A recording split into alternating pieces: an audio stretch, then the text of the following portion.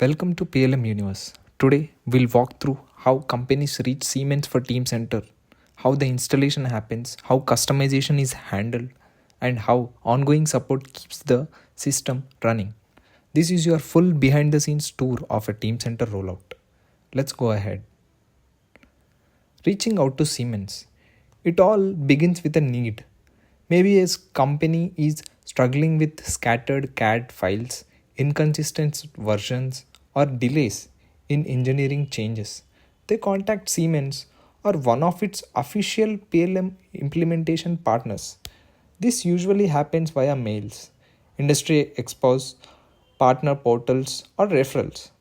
Once connected, discovery discussions start, like what kind of products they make, how many users will access Teamcenter, which departments will be involved, engineering, quality, production, like that. This stage helps Siemens understand the company's scale, product structure, and integration needs. So, in this way, these requirements are gathered. Licensing and proposal. Based on the inputs that are gathered, Siemens prepares a tailored proposal. This includes the number of licenses needed. For example, 50 author seats, 100 viewer seats, and which modules to include, like core PLM, change management, document management, or they needed a active workspace. The proposal also outlines infrastructure requirements, servers, databases, and storage. All these are considered. Once pricing and scope are finalized, a license agreement is signed. Now, Teamcenter implementation officially begins. Installation and setup. Next comes installation, infrastructure setup.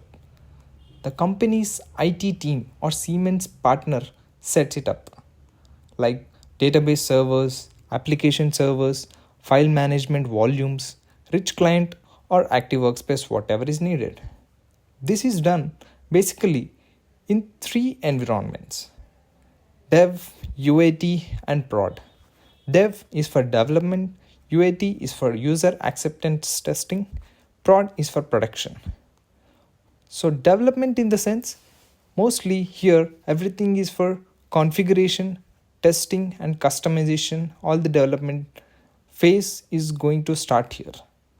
User acceptance testing for validating real scenarios in this environment, they use it. Production, where actual business operations will run.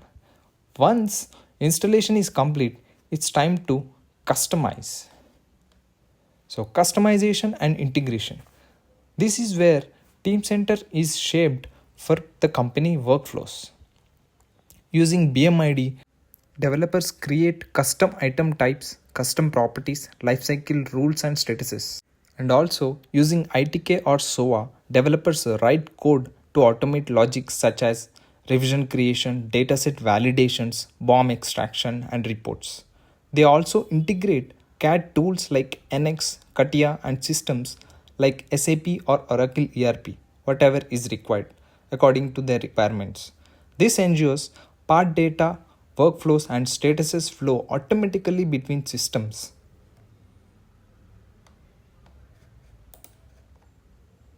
Coming to testing, training, and development. Here, once everything is configured, customized, the system enters the UAT phase.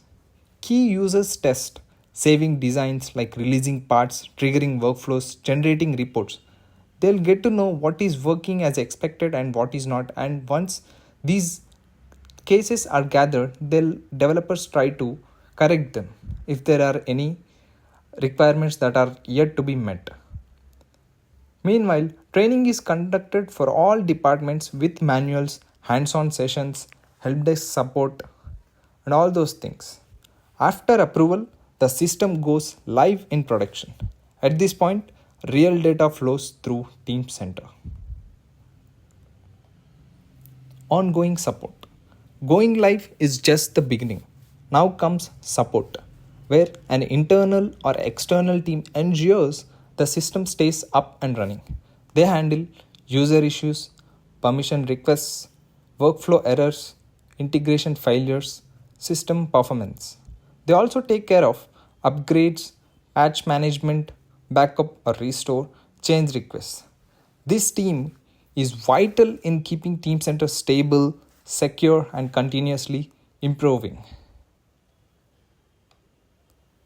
So this is the summary.